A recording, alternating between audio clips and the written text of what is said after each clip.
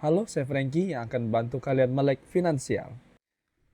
Teman-teman pastinya pernah dengar dong yang namanya banyak orang yang tiba-tiba stres karena punya hutang atau karena takut kehilangan uang karena ikut investasi berdasarkan kata teman. Di sini saya akan ngebantu teman-teman semua. Kita bahas dengan santai gimana caranya memilih instrumen investasi yang tepat dan juga dalam rangka mencapai financial freedom. Yang pertama, kita ini bahas dulu yang namanya hutang konsumtif. Nah, hutang konsumtif itu ini bagaikan musuh dalam selimut. Tentunya yang hutang konsumtif teman-teman pasti sudah pada ngeh dong, apa aja sih itu hutang konsumtif.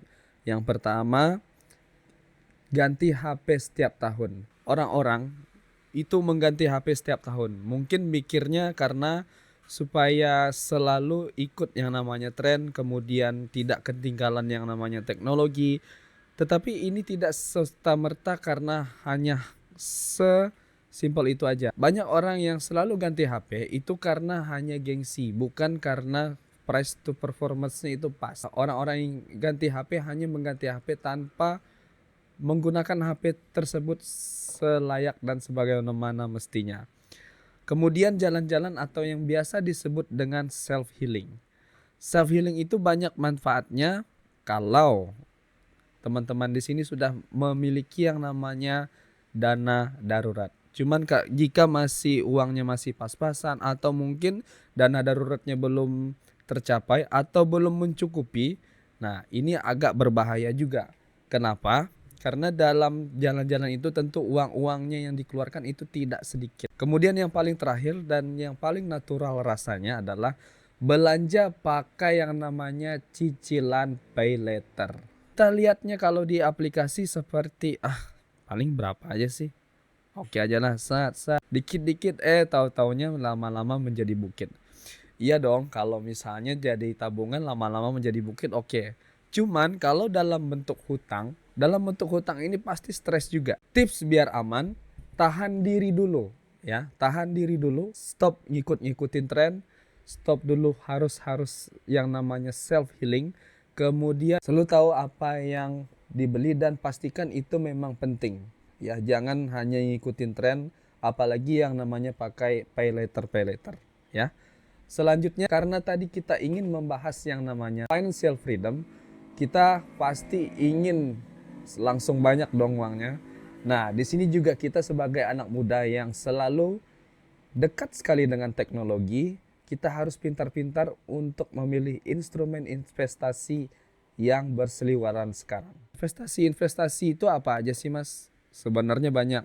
Ada aplikasi yang warnanya hijau, biru, merah, apapun itu. Tetapi yang paling diingat adalah pastikan instrumen investasi yang Anda pilih, yang teman-teman pilih semua, itu sudah diawasi oleh OJK dan lembaga penjamin simpanan atau yang dikenalnya dengan LPS. Dan harus hati-hati juga, walaupun hampir semua instrumen investasi itu menjanjikan untung yang besar, tetapi kita juga harus pintar-pintar memilih. Tidak semuanya dicapai dengan cepat, tentu harus dicapai dengan pelan-pelan namun pasti. Nanti malah jadinya uangnya itu disetor kemana-mana yang gak jelas penggunaannya seperti apa aja dan dikelola seperti apa saja. Selanjutnya jangan gampang sekali percaya dan tentu pastikan dulu keabsahannya. Kemudian cara main aman finansial itu seperti apa sih Mas Franky? Nah gini, cara main aman finansial itu adalah kita harus selalu sisihkan 10% atau 20% dari tabungan dulu untuk yang namanya dana darurat. Jadi gini, contohnya dana darurat itu seperti apa? Teman-teman harus hitung dulu berapa pengeluarannya setiap bulan. Contoh, kita ambil contoh aja. Contoh paling mudah adalah pengeluarannya itu setiap bulan itu 1 juta.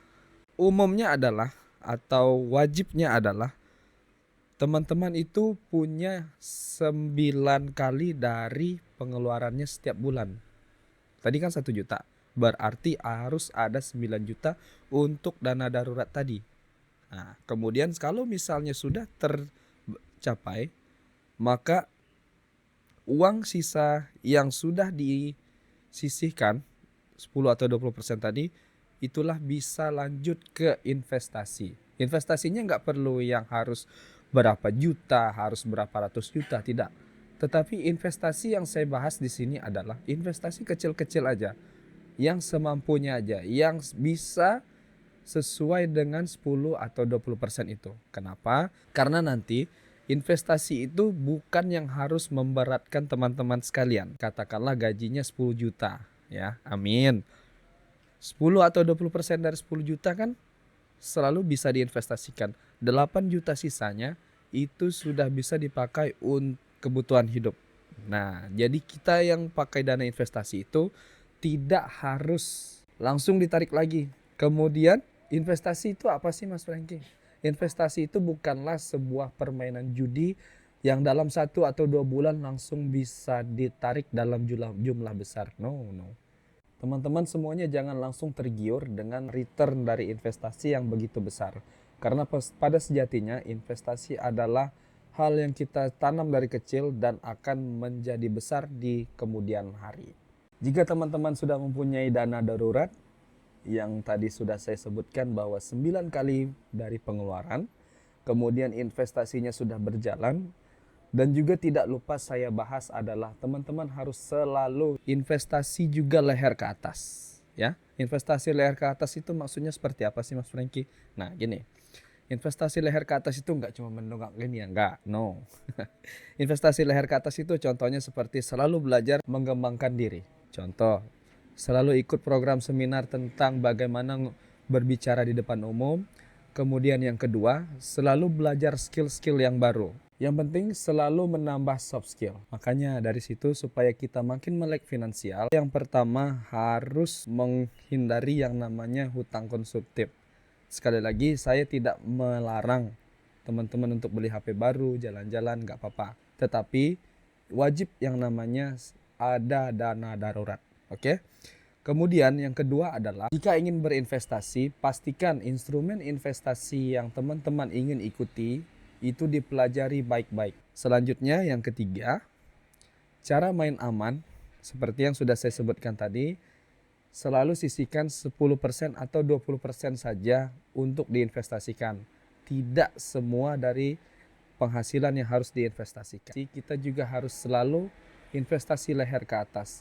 Bukan cuma hanya menginvestasikan uang, tetapi kita juga harus investasi ke diri sendiri sehingga bisa terus menambah soft skills. Kemudian yang terakhir penutup dari saya, yang paling ingin saya teman-teman untuk ingat adalah jangan asal ngutang. Ya. Jangan asal ngutang untuk hal-hal yang konsumtif, karena untuk yang namanya gaya itu tidak akan habis.